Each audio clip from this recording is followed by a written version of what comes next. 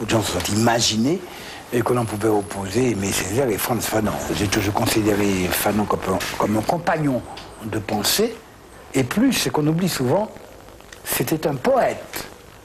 On oublie le Fanon poète. Et il faut le dire. Eh bien, ça, c'est aussi un lien entre nous. Et je reste fidèle à la pensée qui m'inspirait à l'époque. Je t'énonce Fanon, tu rayes le fer, tu rayes le barreau des prisons, tu rayes le regard des bourreaux, guerrier silex, vomi par la gueule du serpent de la mangrove. Tout ce que je peux vous dire sur Fanon et Césaire, c'est peut-être surtout axé sur ce que Fanon m'en a dit lui-même.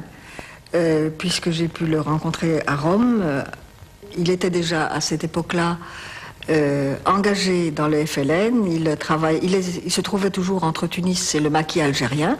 Eh bien Fanon, quand on l'interrogeait sur Césaire, reconnaissait qu'il avait été évidemment très affligé par le oui au référendum de Gaulle, n'est-ce pas, que Césaire avait fait voter peu de temps auparavant à la Martinique. Mais ça ne remettait absolument pas en cause son amour profond pour Césaire.